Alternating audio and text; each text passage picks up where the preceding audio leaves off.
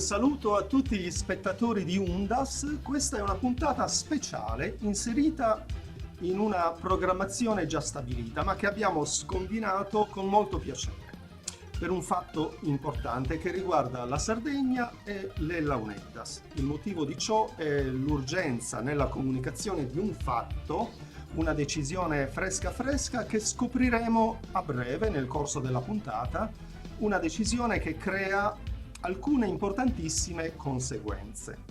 Il suonare, il costruire, l'insegnare a suonare le launeddas costituiscono una serie di espressioni artistiche e creative, artigianali e culturali che hanno comunque un importante indotto anche lavorativo, oltre che culturale, ad esempio vedi anche nel settore turistico, oltre alle espressioni precedentemente elencate. Ci focalizzeremo in questa puntata. In pratica il nostro interesse sarà uno strumento musicale presente in Sardegna da almeno 3000 anni, le launeddas, forse uno degli unici strumenti arrivati a noi dalla cosiddetta civiltà nuragica. È uno strumento che ancora oggi è costruito come si faceva un tempo, a parte la cordatura, ma di questo non ne parleremo. Si costruiva come si faceva un tempo per quanto riguarda i materiali naturali.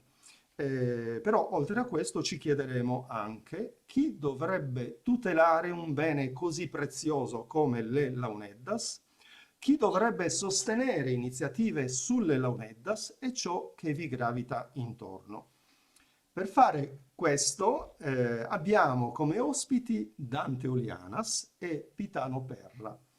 Io chiederei a Dante Olianas di presentare Pitano e a Pitano di presentare Dante Olianas. Prego, a te la parola, Dante. Ciao a tutti, ciao a tutti gli ascoltatori. Io sono Dante Olianas, come ci ha annunciato Maurizio, ho il compito di presentare Pitano Perra, che è prima di tutto un amico. In seconda battuta, Pitano è una delle persone che si sono occupate, buttandosi ventre a terra, nel cercare di studiare e di ricostruire un pochino quello che è tutta la cultura che ruota intorno alle launeddas, dall'organologia alla costruzione naturalmente e anche al repertorio. E Pitano, come accennava prima Maurizio, molta gente in Sardegna è costretta ad impegnarsi in proprio per poter portare avanti un pezzo di cultura, per poter cercare di salvaguardare la cultura sarda. Pitano è uno di questi eroi che è riuscito col tempo a creare un suo laboratorio, un suo museo, un suo centro di aggregazione non solo di costruttori, di professionisti, di suonatori e di gente che si occupa dei launeddas, ma anche di personalità della musica internazionale di diverso ambito, dalla musica classica alla musica etnica, alla musica rock, eccetera, e a concentrarli in questo suo meraviglioso spazio che è la casa delle Launeddas oppure il laboratorio di Pitano Perra, come gli amici lo conoscono, dove una volta chiuso il cancello d'ingresso si entra in un mondo parallelo, come dice un amico comune, e cioè in un altro mondo, un mondo fatto di suoni, un mondo fatto di amicizia, di piacere della vita e il piacere di stare insieme. Adesso il compito tocca a Pitano. Grazie Dante, adesso Pitano presenterà Dante Olianas. Allora, salve a tutti. Il compito non è facile. Dante, diciamo, è un tutore delle Launeddas, di quest'arte che ha rischiato diverse volte di scomparire, e grazie a persone come Dante si è salvato, diciamo, in calcio d'angolo, ecco, diciamo così. Perché tramite Dante, che anche lui ha dedicato la sua vita alla salvaguardia di questo strumento, oggi possiamo avere dei documenti indispensabili appunto per conoscere la storia e diciamo, la storia e la salvaguardia di questo strumento. Infatti, grazie a Dante io mi sono avvicinato alle Launeddas. Io suonavo già altri strumenti, ero un organista in chiesa, suonavo con complessini rock e le Launeddas le conoscevo, accompagnavo sempre un maestro di Maro, Orlando Magia, io suonavo l'organo e l'accompagnavo nei gocius che in genere si fanno per la festa del patrono, però non gli avevo mai dato questa importanza. E invece proprio una sera è capitato un confronto diretto con il maestro Orlando Magia, lui le Launeddas, io il sassofono, e ho detto, ma mi sa che questo strumento fa un 10-0 al mio sassofono per l'atmosfera che creava, per la potenza di suono. E quindi ho deciso di avvicinarmi anche a questo strumento. E grazie a Dante, appunto, che periodicamente organizza dei corsi per principianti, per dei corsi anche avanzati. Anche Maurizio, mi ricordo che proprio il primo anno di questa mia avventura, cioè 30 anni fa circa, il maestro di armonia delle Launeddas, si chiama, di teoria musicale, era proprio Maurizio Pugedo, che ci aveva introdotto anche alla musica delle Launeddas. E appunto grazie a Dante ho conosciuto le Launeddas, perché in questo corso era molto completo, c'era un corso di costruzione, un corso di teoria e un corso pratico per suonare le Launeddas col maestro Mariani. E grazie a voi due, diciamo, mi sono avvicinato a questo mondo e ancora dopo 30 anni sono qua. Quindi ci stiamo scambiando Quindi come... grazie Dante di questa opportunità. Mi ha impegnato questi ultimi 30 anni e per colpa tua. E quindi grazie a Benson che ci ha bloccati tutti quanti Grazie. Maurizio, dillo tu chi è il Benson, tu sei un maestro di... Ma io direi che Dante ha avuto anche il merito di lavorare su una pubblicazione di un ricercatore danese che si è innamorato anche lui di questo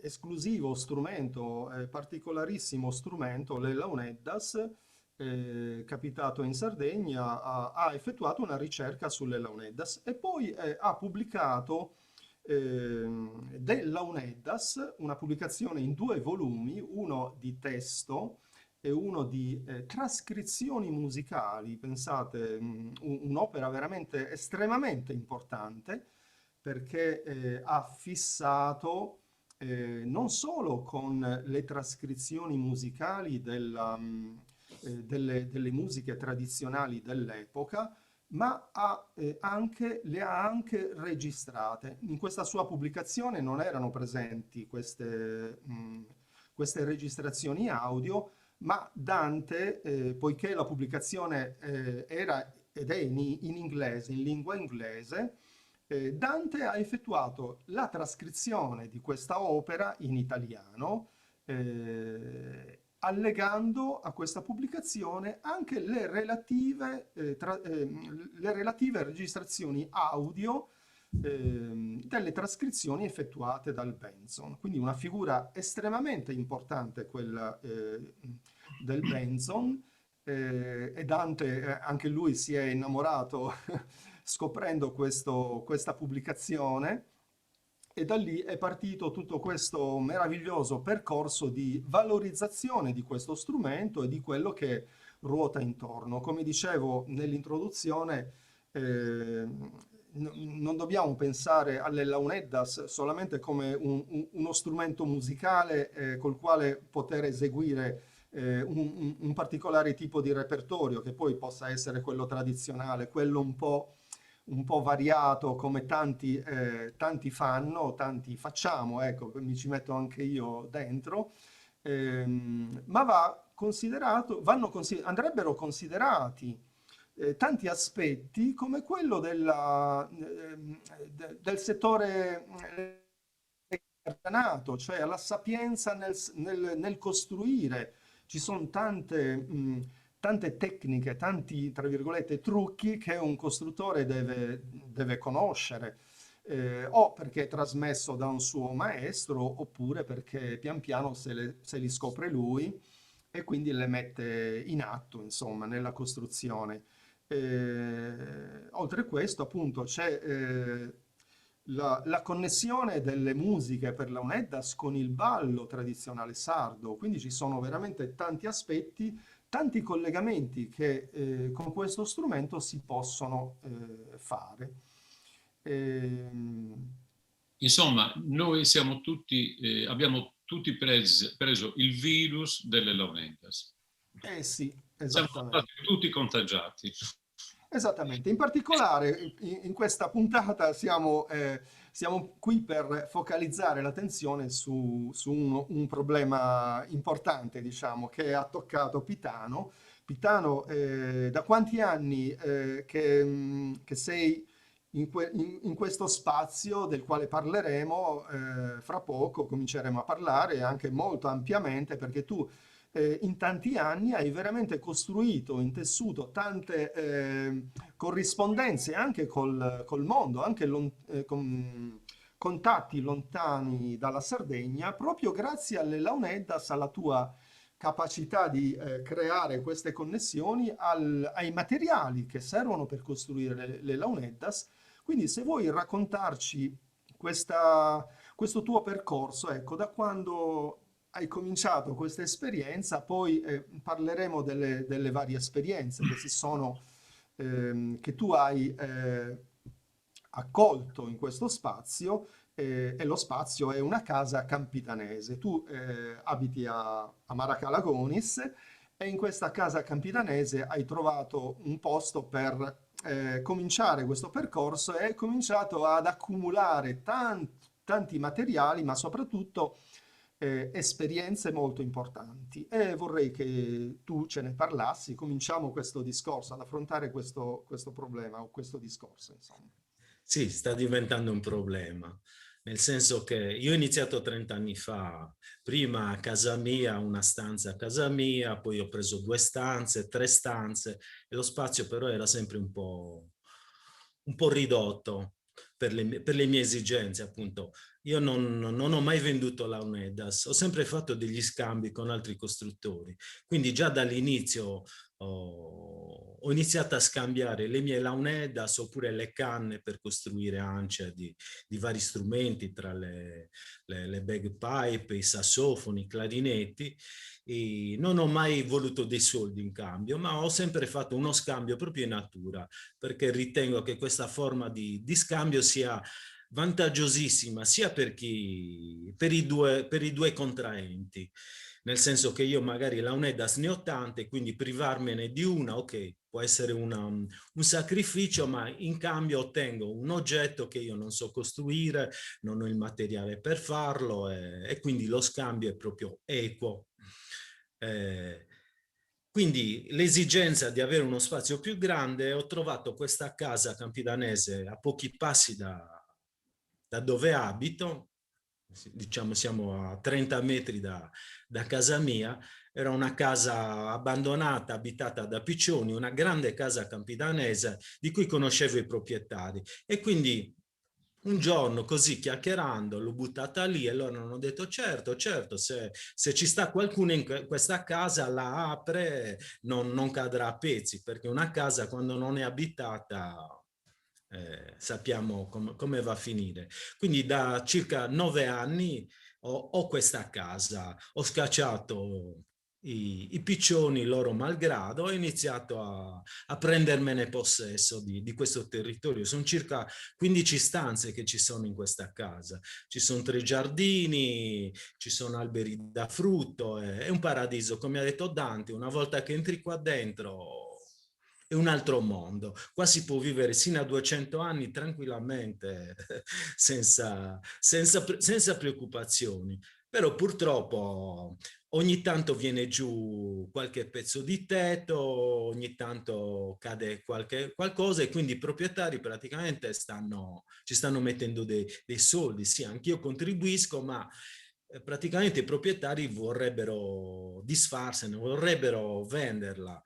Io non sono ricco, questa è una passione, come ho detto, non vendo launedas, io per vivere lavoro in un tabacchino e quindi ho il mio stipendio normale e tranquillo, giusto per vivere, per pagarmi le bollette, la benzina e così. Quindi non posso permettermi questa casa. All'inizio questa casa ha un certo valore, però non avendola venduta in tutti questi anni, adesso hanno abbassato moltissimo il prezzo, quindi con molta probabilità questa casa finirà in mano a qualche impresario, magari ci costruisce un paio di appartamenti e quindi è un peccato.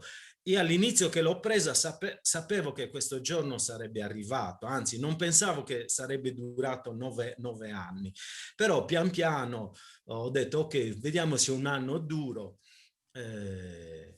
però con questi 9 anni io l'ho riempita la casa, mi ci sono affezionato tantissimo e adesso è più difficile staccarmi, ma purtroppo capiterà questo giorno, mio malgrado. Gaetano, parlaci delle diverse stanze di questa grandissima casa campidanese. Che cosa hai accolto in queste diverse stanze? Vabbè, ho fatto prima di tutto un laboratorio di Launeda, cioè con un tavolo, con le canne, tutta l'attrezzatura, non è tantissimo per costruire le Launeda, quindi punte di trapano, coltelli, taglierini, un tornietto e le canne, soprattutto un deposito di canne, perché la canna, come dico io, è sempre poca, cioè più ne hai, più hai un deposito grande, più ti permette di fare una scelta ponderata su quale strumento costruire. Quindi se ne hai solo due, la scelta è tra due, ma se ne ho 100, 1000, diciamo, posso scegliere tra tante e va meglio per un costruttore avere tanto materiale. Ho anche nel giardino ho anche piantato la canna, anche se la canna che si utilizza per le launedas, quindi sia canna maschio e canna femmina noi la chiamiamo, sia per il bordone che per i chanter. Però poi è giusto per estetica la canna nel mio giardino, perché la canna ideale per la migliore per costruire le launedas cresce sempre nei posti precisi, cioè al centro della Sardegna. Dalla Giara di Gesturi scende un bel fiume, il Riumano, e quindi lungo il Riumano cresce la canna migliore per le launedas. Io ogni anno, da dicembre a marzo, dopo la luna piena, vado a fare una raccolta annuale delle canne che poi utilizzo per costruire le mie launedas. Poi stavamo dicendo, sì, le altre stanze, quindi prima di tutto un laboratorio, come abbiamo detto altre volte, diciamo, è il cuore della casa, perché da lì parte tutto. Ecco, anche tutte le altre esperienze con gli altri costruttori, con gli altri musicisti, nasce proprio dal mio essere costruttore di Launedas. Questa esperienza che appunto la mia è di 30 anni, ma dietro di me ci sono i maestri, cioè 3000 anni di esperienza, di conoscenza della canna, di conoscenza dei materiali, vengono trasmessi dal maestro all'allievo e questo ci riportiamo sono quindi 3000 anni di esperienza che mi permettono di rapportarmi ad altri costruttori che molto spesso chiedono un mio parere per quanto riguarda il tipologia della canna da utilizzare per costruire altri strumenti. Ad esempio, in quest'ultimo periodo stiamo lavorando un po' sulle ance per l'aulos. Un gruppo sta indirizzando la sua ricerca non sulla canna, ma noi lo chiamiamo canisoni, il Phragmites australis, perché è morbido, non come la canna. E io invece cerco di battere, di fargli capire che la strada giusta non è quella, ma è proprio la canna tagliata in un periodo diverso, perché se tu tagli la canna in un periodo diverso ottieni anche quella morbidezza che ti permette di schiacciarla e di farne un'ancia doppia. Ma così è successo anche per la costruzione di altri strumenti del passato, perché le launedas, diciamo, è uno strumento che è stato anche contemporaneo degli aulos ormai scomparsi, delle tibie romane, di altri strumenti, strumenti minoici. E avere oggi uno strumento vivo e quindi anche con tutta la nostra esperienza ti permette anche di fare delle deduzioni, delle cose sulla ricostruzione di questi strumenti. E quindi anche il contatto, ad esempio, ho ricostruito l'aulos di Selinunte, sempre un aulos scomparso, abbiamo solo una traccia archeologica, cioè un frammento di osso che è stato ritrovato lì a Selinunte. Io tramite questo frammento ho cercato di ricostruire questa copia di quest'aulos.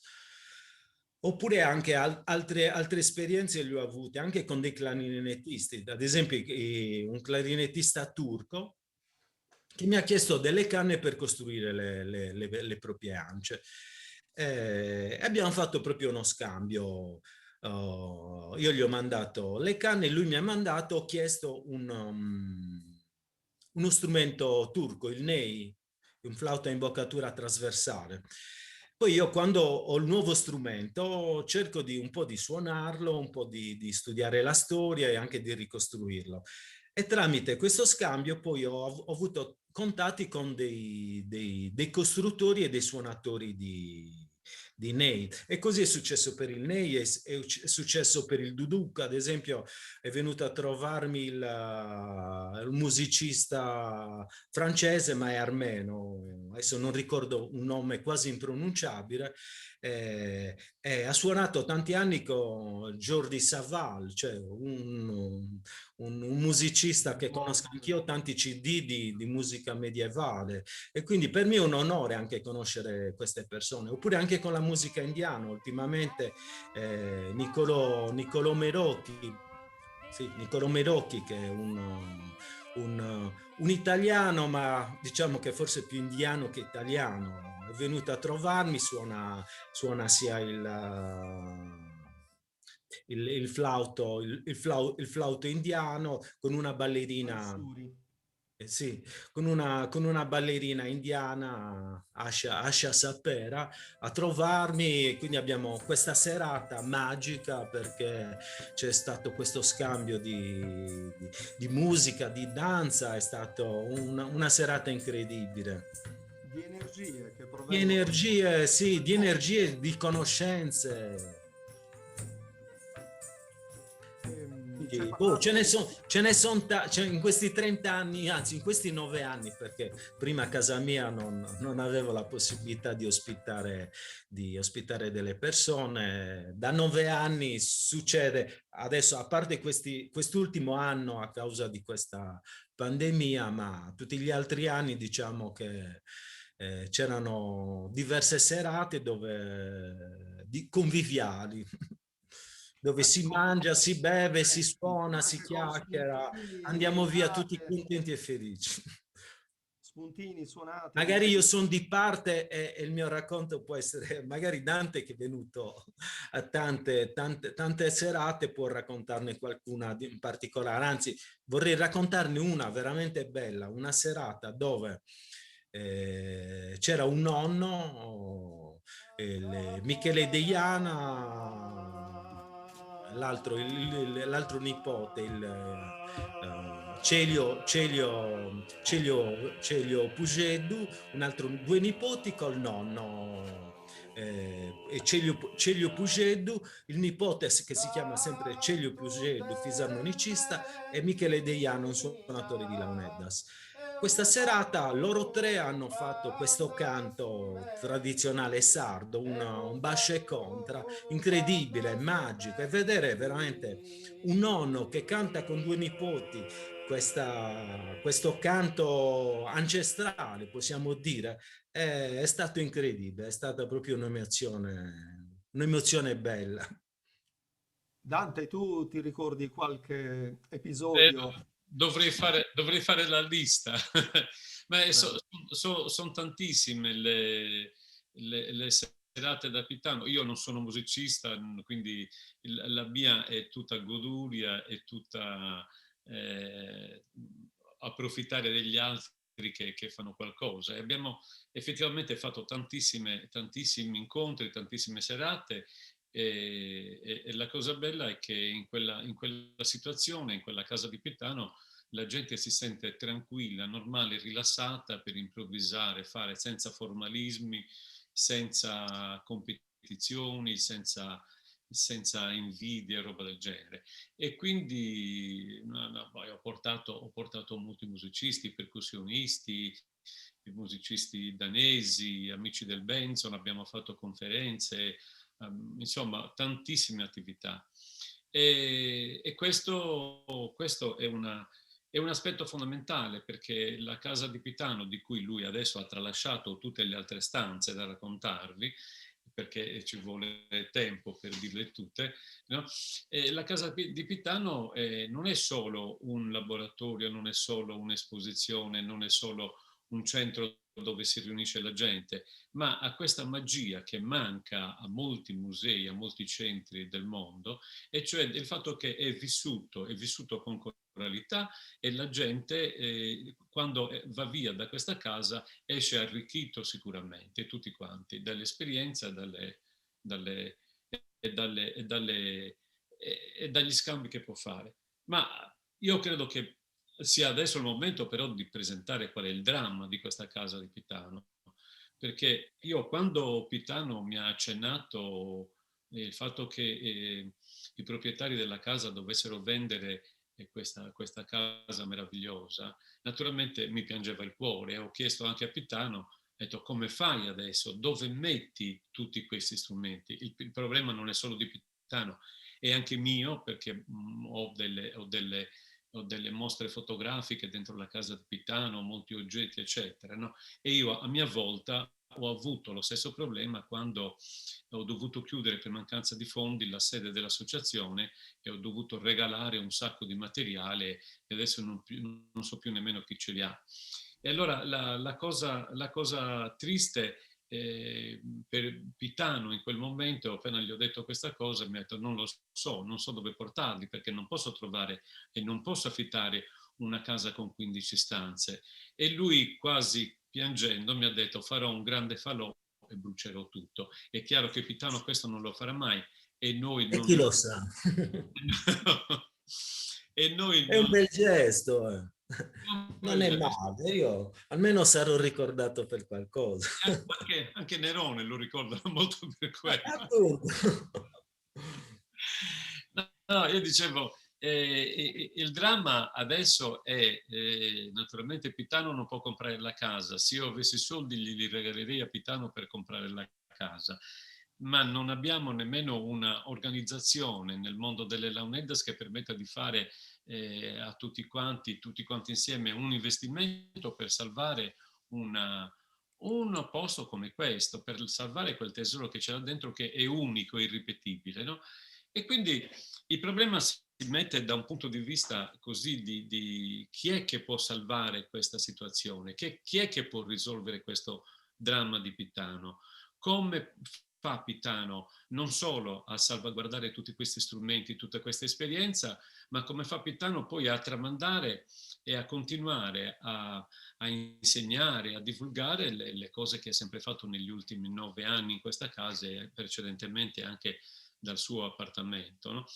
Quindi il problema diventa un problema culturale di fondo, un problema culturale della Sardegna e del mondo intero, perché è vero che le Launeddas sono solo sarde, no? Ma le Launeddas rappresentano una parte della cultura del mondo, per cui perdendo le Launeddas, come accennava Pitano prima, perdiamo la possibilità, perdendo le Launeddas, è chiaro che Pitano non è l'unico che conosce la costruzione delle Launeddas, ma Pitano ha associato alla cultura e alla conoscenza delle Launeddas, ha associato anche la sua esperienza di ingegnere, e quindi anche il suo approccio scientifico a uno strumento così tradizionale e così antico. E la cosa bella di Pitano è che lui si rifà sempre alla parte più antica dello strumento, che probabilmente ci può ancora svelare molti misteri che noi non conosciamo. Quindi dicevo, il problema è come si può fare a risolvere questo problema, come si può fare a salvaguardare questo repertorio, come si può fare a coinvolgere, a responsabilizzare di questa situazione le istituzioni sarde, le istituzioni, se volete, anche italiane e soprattutto anche internazionali, perché sulle Launeddas girano anche le cornamuse, oltre che l'aulos o l'argul o altri strumenti del Mediterraneo. E quindi è un grande dramma, è un grande problema per me, ripeto, perché sono parte interessata per diversi motivi, per l'amicizia con Pitano, per il piacere di stare in quella casa, per le cose che ancora io ho in quella casa. E stavo pensando che effettivamente una possibilità potrebbe essere un coinvolgimento, una responsabilizzazione di tutti i sardi che sono vicino a Pitano, oppure tutti i non sardi che conoscono Pitano e che in qualche modo hanno un contatto con lui, per sostenere diciamo, una iniziativa nei confronti del governo regionale che finalmente si renda conto del patrimonio che ha, non solo che ha nella casa di Pitano, ma che ha in generale nella musica sarda e in particolare nella musica delle Launeddas. Cioè, purtroppo la realtà sarda è molto semplice. Le istituzioni sarde non sono a conoscenza della ricchezza della cultura musicale sarda, purtroppo, per ignoranza, ma non ignoranza in un senso, ignoranza proprio per mancanza di conoscenza, perché a noi a scuola non ci hanno mai insegnato la musica o la storia della Sardegna. Pitano, io, Maurizio e tutti gli altri, se abbiamo scoperto un pochino di queste cose, lo abbiamo fatto grazie ai nostri sforzi, alle nostre curiosità. Ma nella scuola pubblica, tutta questa educazione, usando il termine inglese, cioè una informazione, un passaggio di conoscenze, non ci viene dato. E quindi sarebbe ora che le istituzioni sarde si rendessero conto che questo va salvaguardato, in primis come fatto culturale, in secundis anche come un fatto di economia. Cioè quel bronzetto che vedete alle spalle di Pitano, quella foto in alto, no? È il bronzetto del suonatore di Launeddas. È un po' sconcio perché è così. E quel bronzetto è la mecca, è una meta per molti, Pitano lo sa meglio di me, per molte persone che sono appassionate di strumenti a fiato, da quelli che suonano le cornamuse, clarinetti, eccetera, perché rappresenta il primo clarinetto, non il primo, Launeddas, e quindi della categoria dei clarinetti, uno strumenti ad ancia, no? Il triplice strumento ad ancia più antico di tutto il mondo. E questa cosa la si sa poco ancora nel mondo, perché la Sardegna non se l'ha fatta propria, no? Però, nonostante ciò, molta gente viene dall'estero e la prima tappa che fa è al Museo Archeologico di Cagliari per vedere questo bronzetto. Naturalmente poi si scopre anche tutta la realtà delle Launeddas, che non sono solo uno strumento, ma sono tantissimi strumenti, uno diverso dall'altro, e non solo. Come diceva il professor Capitella quando ha scritto una recensione che ha fatto del libro di Benson, le Launeddas sono lo strumento popolare italiano con il repertorio puramente strumentale più ricco di tutta l'Italia. Cioè non esiste un altro strumento in Italia che abbia un repertorio così vasto, un altro strumento popolare, che abbia un repertorio così vasto come ce l'hanno le Launeddas. Uno direbbe, ma cosa vogliono di più i sardi per impossessarsi, per rendersi padroni di questo strumento e per valorizzarlo e per farlo conoscere e per tutelarlo? La domanda è enorme, è un punto interrogativo grandissimo. Io... È incredibile, Dante, che abbiamo uno strumento così prezioso per la Sardegna, ma anche per tutto il mondo, e non ce ne rendiamo conto delle potenzialità che ha effettivamente questo strumento e delle quasi infinite possibilità anche lavorative, perché pensate solamente all'insegnamento di questo strumento, delle launeddas, ma anche degli altri vari strumenti tradizionali sardi, dei loro repertori nelle scuole. Questo vorrebbe dire che ogni allievo è messo a conoscenza della propria cultura, e pensate alla formazione degli insegnanti che chiaramente avrebbero un lavoro in Sardegna nelle tante scuole medie, nei tanti asili della Sardegna, nelle scuole superiori, nelle università. Perché non formare tanti insegnanti di diversa tipologia? Perché magari un alunno di una scuola media magari non è interessato a suonare lo strumento come un suonatore tradizionale, come un professionista, ma almeno a conoscere lo strumento in un determinato modo, quello sì. È un atto dovuto che purtroppo manca in Sardegna. Cioè, eh, le No, istituzioni sono proprio completamente assenti in questo settore, purtroppo. ma giusto per dare consigli, no? Adesso che tu hai buttato questa carta, no? Tu hai detto la possibilità di creare degli insegnanti, dei suonatori che diventino insegnanti nelle scuole, fondamentale, no? Perché devi Eh, fare il flauto dolce? Perché devi fare il flauto dolce di plastica fatto in Cina, no? E non usare una mancosella di launeddas fatta con la canna nostra, eccetera. certo. Ok, questa cosa. Poi il repertorio, conoscere la musica sarda, le launeddas, come diceva l'amico Sam Schlamminger, il tedesco iraniano che è venuto a comprarsi le launeddas e l'ho incontrato perché gliel'ho fatti costruire, dice le launeddas sono così complesse, no? E la musica è così complessa che è paragonabile a uno strumento che ti può dare la trance, no? Questo è Certo. soltanto per raggiungere la trance.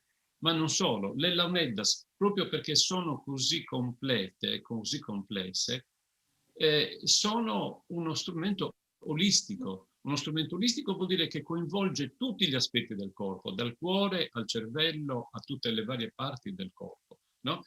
Ed è uno strumento curativo. Oh, ok, quindi questo aspetto qui. L'aspetto della canna che cresce in Sardegna, che io per molto tempo ho cercato di coinvolgere le istituzioni regionali perché facessero un campo sperimentale per la coltivazione, la raccolta selezionata, la stagionatura, con le competenze che hanno Pitano, che hanno molti ragazzi che costruiscono le launeddas, no? Sarebbe l'opportunità di vendere canne in giro per il mondo come sta facendo Pitano. Pitano naturalmente lo fa per hobby, le regala in cambio di qualche salmone, di qualche altro strumento, di qualche regalo dall'Australia, dalle altre parti del mondo. Ma c'è un'altra cosa anche che volevo far notare, e cioè noi tre che siamo qui e probabilmente qualcuno che ci ascolta, noi ci siamo presi il virus di questo mondo che gira intorno alle launeddas e alla musica sarda, no? E quindi sappiamo la bontà di questo virus che ci dà un piacere enorme. Sono stato molto contento l'altra sera ascoltando Alessandro Barbero, lo storico che fa queste lezioni, in cui diceva che praticamente interessarsi alle proprie radici, alla propria storia, alle proprie cose, alla propria architettura, alla propria bellezza, eccetera, ti crea una situazione di felicità che non ti può dare nient'altro, nessun'altra cosa. Lui dice, se tu abiti, stava parlando del Friuli, una di quelle zone terremotate, eccetera, dice, un conto è se tu stai in un paesino che hai ricostruito, eccetera, secondo gli schemi vecchi, no? E un conto è stare da friulano a New York, anche in una bella zona, eccetera. Non è la stessa cosa. Cioè, le vibrazioni che tu senti nel tuo paese, le vibrazioni che senti con questi, occupandoti di queste cose, sono completamente diverse perché ti legano a 3.000, 4.000, 5.000 anni di storia. E questa è una cosa che non puoi avere in nessun altro modo. Questo ci tenevo a dirvelo perché quando la gente mi chiede, a me come chiedono a Pitano, ma chi te lo fa fare?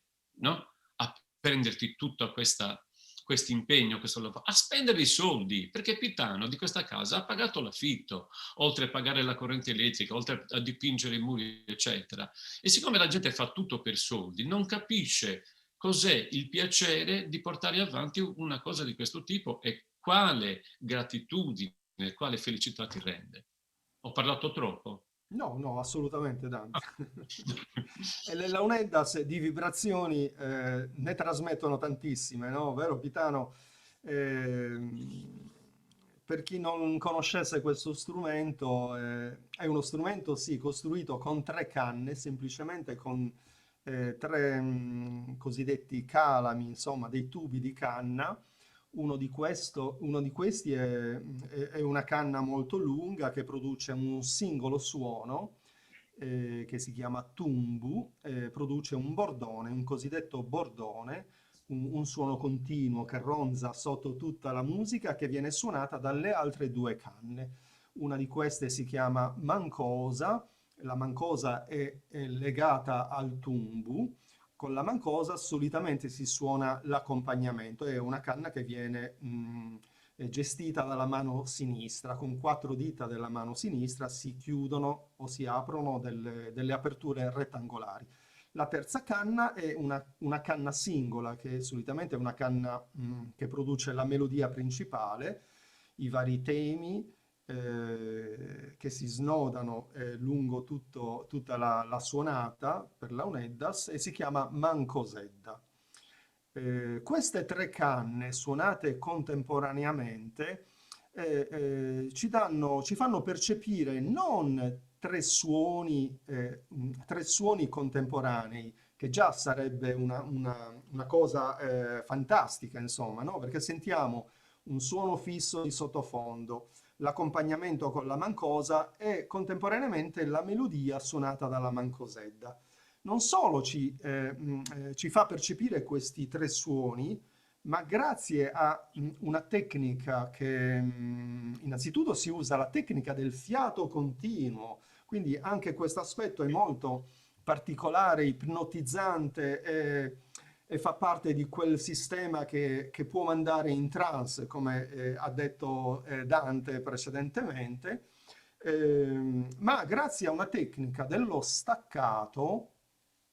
Pensate, esiste una tecnica dello staccato che presuppone che il suono si interrompa, ma il suonatore non può realizzare un vero e proprio staccato, ma un simile staccato lo può produrre. In che modo? Fa sentire una nota molto velocemente, ma poi ritorna subito a una nota di base prodotta da ogni singola canna.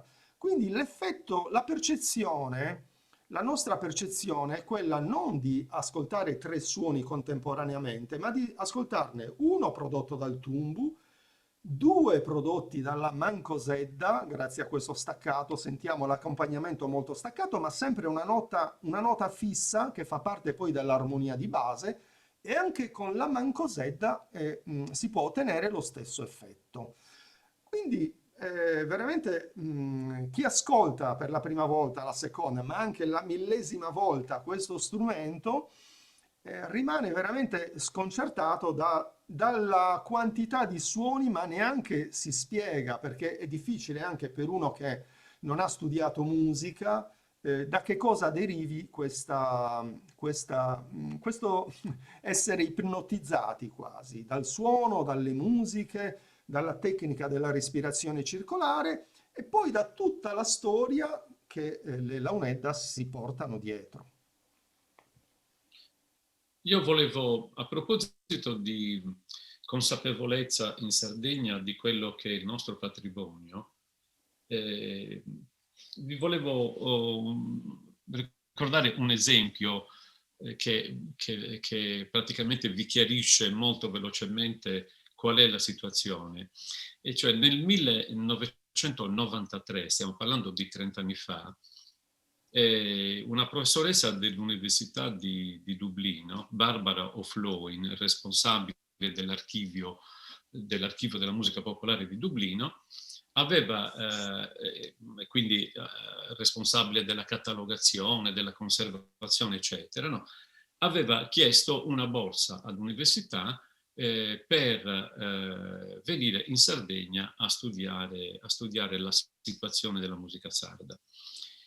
Perché lei aveva talmente sentito, essendo anche un'esperta di cornamuse, di musica popolare, l'Aunedda dice che questo è un mondo molto avanti, cioè rispetto anche alle cornamuse irlandesi. Quindi io non la conoscevo, è arrivata in Sardegna e mi ha chiamato, qualcuno le ha dato il mio numero, mi ha chiamato e ci siamo incontrati, ci siamo visti e mi ha detto se potevo aiutarla perché lei era venuta a fare una ricerca sui sistemi di catalogazione della musica sarda.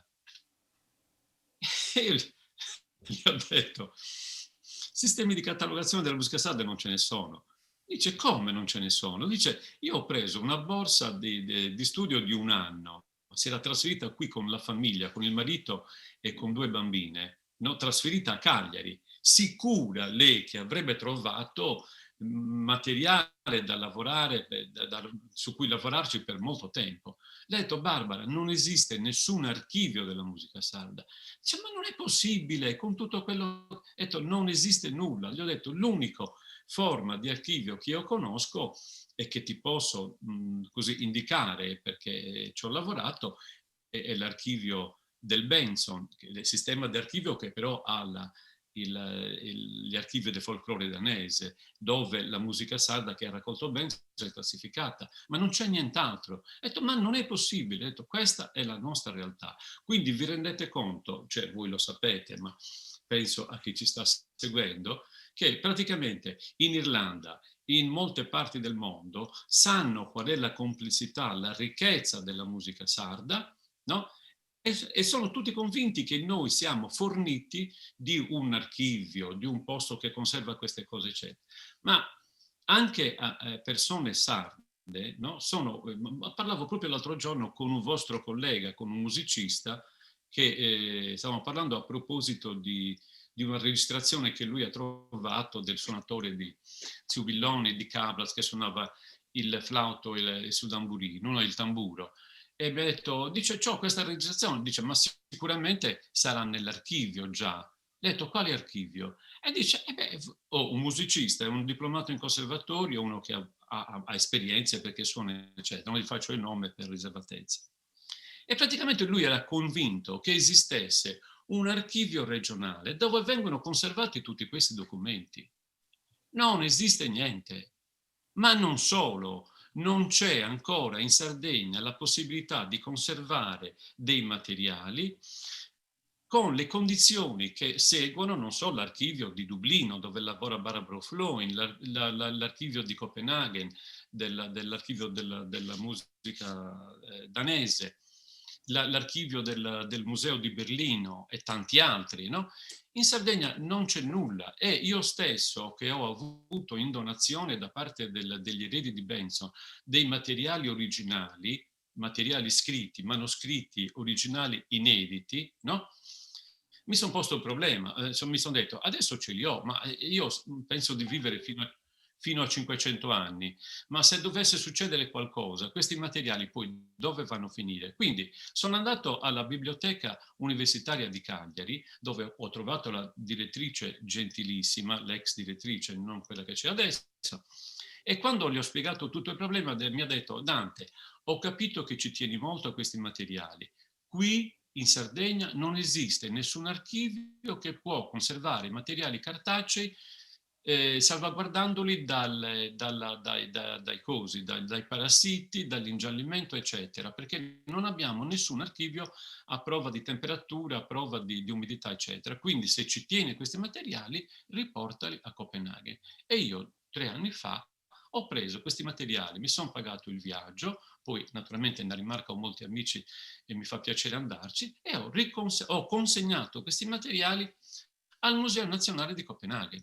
Perché qui in Sardegna, cioè è inutile che me li mandino, non c'è posto, non c'è la tranquillità di conservarli qui e quindi mettiamo a rischio anche le cose che eventualmente ci danno. Questa è di un'assurdità pazzesca. Dov'è la memoria storica della Sardegna?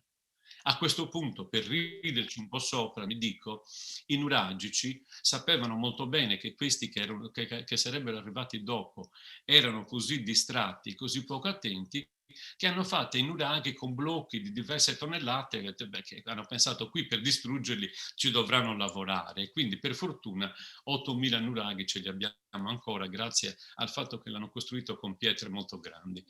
Questa è la situazione della serie, è tristissima, cioè di più non poteva succedere. Abbiamo spese, abbiamo investimenti per un sacco di cose e non abbiamo un archivio, pur essendo una zona, diciamo, anche molto interessante per l'archiviazione, perché siamo una zona dove non ci sono terremoti, la Sardegna è una terra sismica, per cui fare un archivio in Sardegna sarebbe il posto migliore, cioè non rischi niente, eppure nonostante ciò non abbiamo un archivio in Sardegna per conservare queste cose. Per cui io mi dico adesso, Pitano, dove vai con le tue cose? Non te le puoi mettere sotto il letto perché dovresti avere un letto grande come una casa. Siete senza parole? Cambio hobby.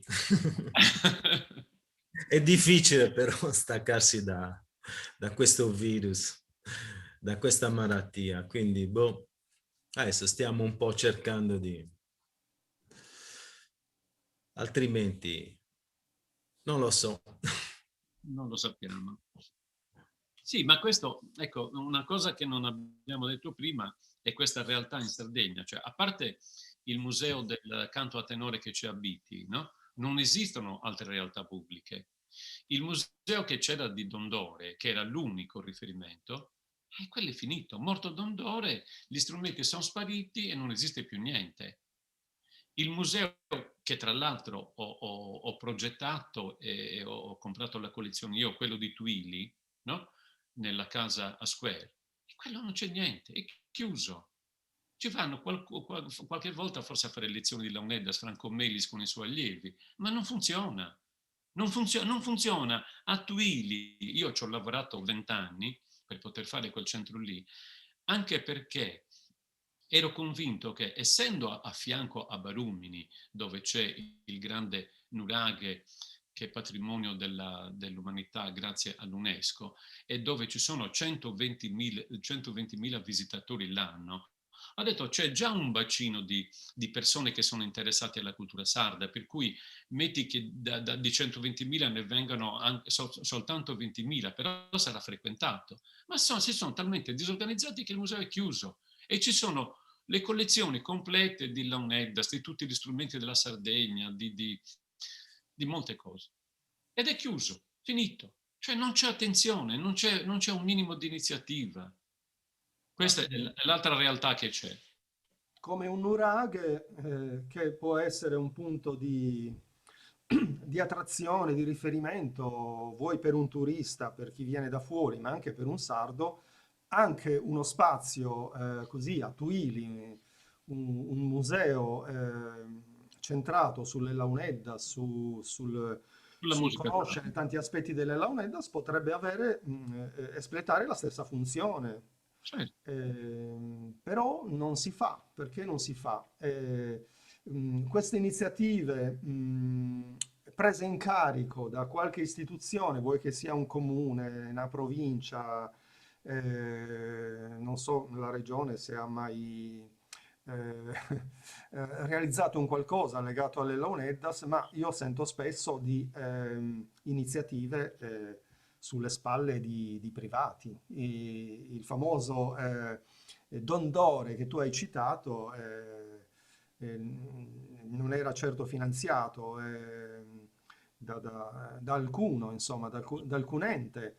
Era tutto sulle sue spalle, ha creato una raccolta di tantissimi oggetti sonori, sia strumenti musicali che congegni fonici, eccetera, della tradizione sarda. E io ricordo che molte scolaresche andavano a visitare questo museo, se lo vogliamo chiamare così, ma era proprio realizzato in uno spazio veramente molto costretto.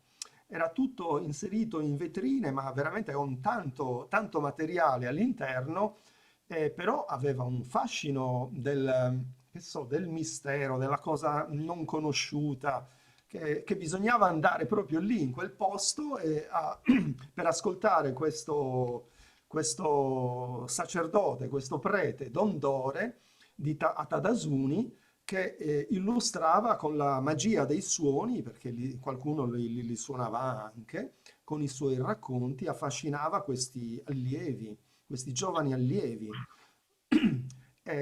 Altre realtà, insomma, che io conosco sono quelle di Dante, anche tu Dante, insomma, ti sei messo sulle spalle un grande vizio molto costoso, è lo stesso Pitano, insomma, che purtroppo quando le cose, diciamo che funzionano, va tutto bene, ma quando manca l'apporto, come dovrebbe esserci, di qualche istituzione importante, insomma, la regione, vuoi un comune, vuoi qualsiasi organismo istituzionale, amministrazione, eh, c'è c'è la possibilità, la probabilità che si venga a creare una mancanza enorme quando succede un qualche cosa che non fa funzionare questo impegno, questo impegno anche gravoso economicamente, oltre che impegno di energia, di tempo, di passione, che poi si riversa nell'interesse di tante persone che possono usufruire di questa sapienza, di questa conoscenza, di questa cultura così importante in Sardegna. Il Eh, problema, il problema di Dondore, no? Dell'iniziativa di Dondore, che era un'iniziativa personale, è andata a finire, come tante iniziative personali, che finito Dondore è finito il museo. Ora, certo. Pitano non sta morendo perché deve morire fra 200 anni, io me lo auguro, no? Però, siccome l'anagrafe è quella che è, tutti quanti moriamo, cioè se non c'è un intervento esterno, no? Quando finisce i suoi giorni Pitano, ripeto, fra 200 anni, no?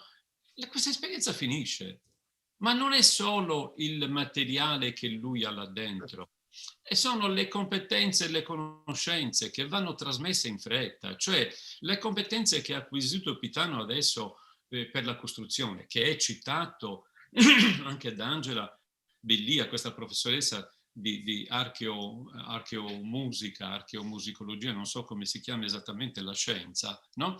Pitano è citato come una delle poche persone al mondo in grado di poter ricostruire gli strumenti musicali dell'archeologia del Mediterraneo. Ma tutta questa competenza la lasci perdere così. Questa è civiltà, questa è cultura, ragazzi, che non si ricrea in un attimo così, perché tu puoi investire anche un gruppo di ricerca, ma se non ha l'intuizione che ha avuto Pitano, se non ha l'amore che ha avuto Pitano, se non ha anche la sfrontatezza di investire i soldi personali per questa, non la puoi ricostruire e tutte queste cose vanno perse. E questa è civiltà, ragazzi, questa è tristezza, capito? Sei d'accordo, Pitano? Amarolla. D'accordissimo. Amarolla, Amarolla in sardo vuol È dire così. forza. Sì, questo Ma è... forse è la vita che va così. No, Forse, no, Pitano, perché in altri... non lo so. No, scusa, io che mi occupo delle cose di Benson, no? Mi sono reso conto che i danesi trattano le cose delle launeddas, cioè gli strumenti che hanno, le registrazioni, eccetera, no? Oppure le cose dell'etnografia che sono nel Museo Nazionale di Danimarca, no? Le trattano allo stesso modo come trattano un quadro di Picasso. Cioè, quando tu chiedi di far uscire una delle launeddas che Benson ha catalogato e ha conservato presso il Museo Nazionale, no? Questa esce con il direttore, come è successo a me in Danimarca, no? Che è venuto il direttore e ha portato uno strumento a un concerto dove c'era Orlando che le suonava, no? Altrimenti, se tu volessi importare qui in Sardegna oppure in un altro paese dell'Europa, eccetera, volessi portare un pezzo di queste cose, escono con le stesse garanzie con cui esce un quadro di Picasso oppure una pietra runica di quelle che il Museo Nazionale ha all'ingresso. Vi faccio un esempio. Adesso sono coinvolto nel rifacimento del film di Benson, no? Il film di Benson con gli scanner c'è la possibilità di avere una scansione in 4K che praticamente con la pellicola in 16 mm, quando abbiamo fatto il film 30 anni fa, non si riusciva, una qualità che non si riusciva ad avere allora. Ok, quindi a Cagliari c'è la Cineteca Sarda che ha un ottimo scanner, no? E quindi io ho chiesto alla Danimarca la possibilità per risparmiare 5.000 euro di lavorazioni, ho chiesto a Danimarca la possibilità di avere qui le pellicole per scansionare e poi riportarli su. E la responsabile degli archivi mi ha detto: Dante, non escono da qui. Gli ho detto, siccome ci conosciamo abbastanza bene, gli ho detto: fai una cosa, vieni tu che sei la direttrice, ti porti le pellicole con te, di giorno si va a scannerizzare, di notte le riporti via, te le riporti in albergo e le pellicole stanno con te. E lei mi ha detto: no Dante, non escono dalla Danimarca. Mi capisci quale attenzione danno alle nostre cose? È possibile che in Sardegna non abbiamo un minimo di attenzione per le cose che abbiamo qui e sono già pronte? Questo è fuori di qualunque logica, cioè è impensabile, c'è veramente un atteggiamento di ignoranza, di sfrontatezza e non so, di razzismo quasi. Cioè, che stanno aspettando che muoia tutto. Chiamiamola distrazione, dai. Sì, la Non dobbiamo essere così. Allora, grazie Dante, grazie Pitano per questa partecipazione. Io direi che si è fatta una certa ora, siamo forse più di un'ora e qualcosa, un'ora e 20 che stiamo parlando di queste problematiche, insomma, legate alle Launeddas, ma anche alla cultura, della Sardegna. Io direi di avviarci ad una conclusione nella speranza che questo importante problema, insomma, che ha Pitano in questo momento si possa risolvere in qualche modo. Magari faremo un altro incontro per vedere gli sviluppi. Chiederei ad ognuno di voi di concludere, insomma, con una sua proposizione, insomma. Dante. Allora, io sono, cioè da tutto quello che ho detto, sembrerei uno molto pessimista, no? E cioè distruttivo, catastrofico, eccetera. E quello che mi salva è che comunque da duro come sono, come sardo, tosto rudo, si dice in sardo, no? Continuo ad andare avanti, finché ho un po' di energie voglio andare avanti. Quindi speriamo che succeda qualcosa e speriamo che il prossimo incontro che tu vorrai fare di Undas, no? Non sarà un fuori Undas, ma sarà in Undas, no? E quindi a quel punto magari tu farai una trasmissione per celebrare una nuova location per Pitano, dove Pitano sarà contento e metterà a disposizione i suoi reperti culturali, ma anche tutta la sua esperienza per tramandarla a persone, a giovani che già lo seguono Pitano e che vorranno apprendere tutte queste conoscenze. Questo è il mio augurio per il prossimo incontro. Bene, Pitano, tu cosa... Vabbè, io non posso far altro che ringraziarvi per questo vostro impegno nella salvaguardia non solo mia, ma di questo patrimonio che poi alla fine è un patrimonio non mio, ma di tutti. Cioè, e appunto in questa casa ci sono conservati tanti strumenti, quindi legati a tanti costruttori, tante esperienze che ho avuto con altri costruttori, quindi non posso far altro che ringraziarvi per il vostro aiuto e speriamo di risolvere in qualche maniera, altrimenti la vita continua anche senza di noi. E senza Diceva Palò qualcuno. soprattutto. senza falò finali. Senza falò, sì. Ah? Senza falò. Vabbè, quello... Non sono il solo che la pensa così. Ho proprio visto da poco un'altra persona che un po' ha detto in giardino una dambullana e brucerò tutto. Mi sembra, vabbè, lo tagliamo anche questo. No, non è il caso, Pitano. Non è il caso. Sì, non è il caso, Pitano. Allora, chiudiamo questa puntata speciale di Undas. Ringrazio Dante Olianas e l'associazione Iscandula, che è stata collaboratrice per la produzione di questa puntata. Ringrazio Pitano Perra, faccio tantissimi auguri alle Launeddas, al mondo dei suonatori, a tutta la cultura che c'è dietro le Launeddas e a Pitano soprattutto, che possa risolvere quanto prima questa problematica, una collocazione di tutta la sua esperienza, di tutti i suoi materiali e delle iniziative future che Pitano Perra potrà fare in futuro. Grazie a tutti.